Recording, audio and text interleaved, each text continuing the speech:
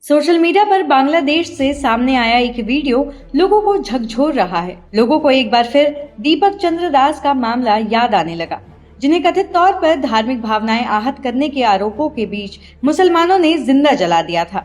दावा किया गया था कि उन्होंने फेसबुक पर आपत्तिजनक टिप्पणी की थी, लेकिन बाद में ऐसे किसी स्पष्ट सबूत की पुष्टि सामने नहीं आई।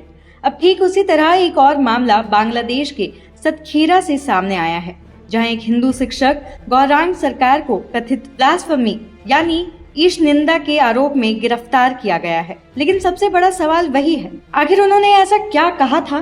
क्या कोई सबूत है या एक बार फिर आरोपों के आधार पर घेरे में ले रहे हैं? पहले आप ये वीडियो देखिए, फिर हम आपको पूरी बात विस्तार से बताते हैं।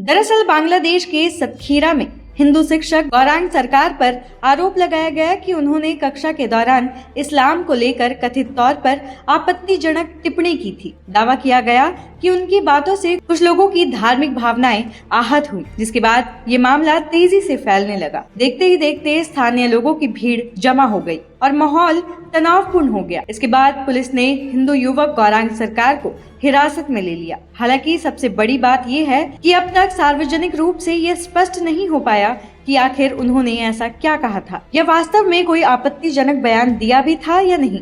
हिरासत में लेने के बाद वो जब जीप में उन्हें बिठाने लगे, तभी वहां बड़ी संख्या में मौजूद मुसलमानों ने अल्लाहू अकबर के नारे लगाना शुरू कर दिया। बड़ों से लेकर बच्चों तक वहां सभी मौजूद नजर आए। हिंदू शिक्षक को मुसलमानों ने इतना डराया कि उनके चेहरे पर डर साफ झलक रहा था। वीडियो में माहौल इतना तनावपूर्ण दिखाई दिया कि सोशल मीडिया पर कई लोग इसे दीपक चंद्र दास की घटना से जोड़कर देखने लगे। लोगों का कहना है कि भीड़ के बीच जिस तरह का दबाव और डर का माहौल दिखाई दे रहा था, उसने कई लोगों को पुरानी दर्दनाक घटनाओं की याद दिला दी। मुसलमान कहते हैं कि उनके इस्लाम के खिलाफ किसी ने कुछ बोला तो सर तन से जुदा की बात करते हैं। इस घटना के बाद सोशल मीडिया पर तीखी प्रतिक्रियाएं देखने को मिल रही हैं।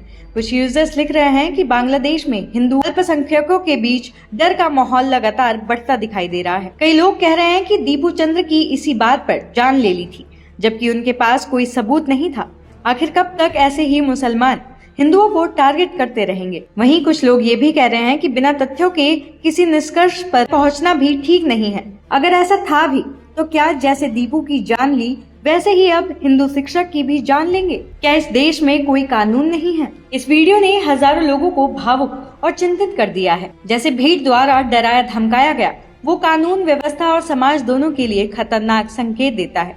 समर्थकों का कहना है कि किसी भी देश की असली पहचान इस बात से होती है कि वहां अल्पसंख्यकों और कमजोर वर्गों को कितनी सुरक्षा और न्याय मिलता है। दीपक चंद्र दास की घटना के बाद अब गौरांग सरकार का मामला फिर उसी बहस को सामने ला रहा है कि क्या आरोप लगते ही किसी व्यक्ति को भीड़ के गुस्से के हवाले कर देना सही है? कुल मिलाकर बांग्लादेश से सामने आया ये वीडियो अब सोशल मीडिया पर धार्मिक संवेदनशीलता, भीड़ के दबाव और अल्पसंख्यकों की सुरक्षा को लेकर नई बहस छिड़ चुका है। गौरांग सरकार पर लगे आरोप सही है या गलत, ये जांच का विषय है। लेकिन लोग सवाल उठा रहे हैं कि क्या बिना स्पष्ट सबूतों के किसी व्यक्ति को इस तरह डर और तनाव के माहौल में डालना उचित है? अब इस पूरे मामले पर आपकी क्या राय है? कमेंट्स में हमें जरूर साझा करें और ऐसे ही तमाम खबरों के लिए देखते रहिए TNN वर्ल्ड।